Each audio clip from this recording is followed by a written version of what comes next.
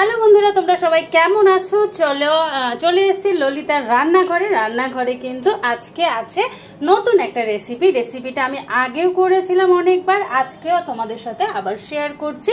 দেখো নিয়ে নিয়েছি পনির, এখানে প্রায় 350-এর উপরে পনির আছে। এখানে কিন্তু 100 গ্রাম মতো কাছাকাছি আছে সোয়াবিন, আর এখানে দেখো সমস্ত রকম পেঁয়াজ রসুন কুচি করে নিয়েছি, টমেটো রসুন আর আদাও নিয়ে নিয়েছি এটা পেস্ট করার জন্য।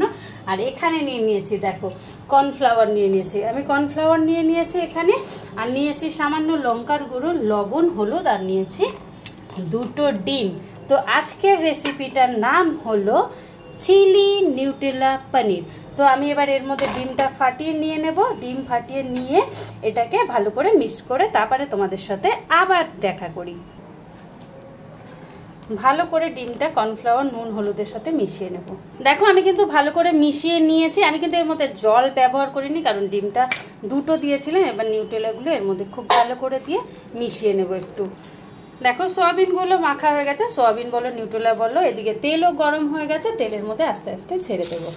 দেখো দিয়ে দিয়েছি, এবার ভালো করে নেড়ে চেড়ে হালকা লাল করে ভেজে তুলবো। খুব বেশি লাল করার কিন্তু দরকার নেই, তাহলে সোয়াবিনগুলো শক্ত হয়ে যাবে। আর এখানে দেখো এখনো ব্যাটার বেঁচে আছে, কারণ এবার কিন্তু পনিরগুলো এর সাথে মিশিয়ে পনিরগুলো ভেজে তুলবো। দেখো সোয়াবিনগুলো কিন্তু আমি হালকা লাল করে ভেজে নিয়েছি, খুব বেশি লাল করলাম না, আগেই বলেছি, তাহলে সোয়াবিনগুলো একটু হার্ড হয়ে যাবে। এবার সোয়াবিনগুলো সব তুলে নেব। দেখো পনিরগুলো মাখিয়ে নিয়েছি, এবার আস্তে আস্তে পনিরগুলো তেলের উপরে দিয়ে দেবো। পনিরগুলো দিয়ে দিয়েছি, এবার হালকা হাতে ভেজে তুলে নেব। পনিরগুলো হালকা ভাজা হয়ে গেছে, এবার তুলে নেব। যে সামান্য আদা রসুনটা আছে এটা একটু পেস্ট করে নেব। কড়াই এই তেলটার উপরেই দিয়ে দেবো 2টো গোটা শুকনো লঙ্কা। এবার এই তেলের ওপর দিয়ে দেবো তেজপাতা আর গোটা গরম মশলা। এবার দিয়ে দেবো এই কুচিয়ে রাখা রসুনগুলো হালকা লাল করে ভেজে নেব। হালকা লাল হয়ে গেছে, কুচিয়ে রাখা পেঁয়াজগুলো দিয়ে দেবো।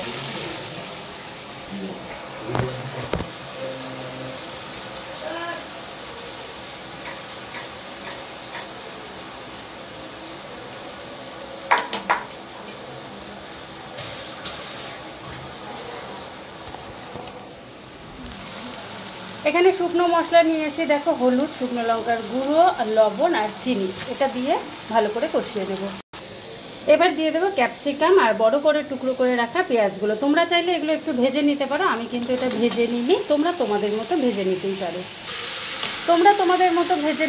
কারণ দেখো কিছু কিছু রান্না কিন্তু এক একজনের এক এক রকম হয়। আমি কিন্তু কখনো এটা ভেজেই নিই, কিন্তু আজকের রেসিপিটার জন্য এটা না ভাজলেও হবে। এটা একটু 5 মিনিট মতো মশলাটার সাথে কষিয়ে নেব। এটার মধ্যে সামান্য কর্নফ্লাওয়ার আর নিয়ে নেব। এবার এর মধ্যে দিয়ে দেবো কেটে রাখা টমেটোটা। এবার দিয়ে দেবো এর মধ্যে 2 চামচ মতো সয়া সস। এবার কিন্তু দিয়ে দেবো এই অ্যারারুটটা আর ডিমের যে মিশ্রণটা ছিল সেটা। থালাটা ধুয়ে সামান্য জল দিয়ে দেবো। গ্রেভিটাকে আমি ফুটে উঠতে দেবো, ফুটে উঠলেই কিন্তু পনির আর নিউটেলাটা দিয়ে দেবো। দেখো ফুটে উঠেছে কিন্তু, এবার কিন্তু পনির আর সয়াবিনটা বা নিউটেলাটা দিয়ে দেবো। এবার এর মধ্যে আরও 1 চামচ মতো সয়া সস অ্যাড করে দেবো। 5 মিনিট মতো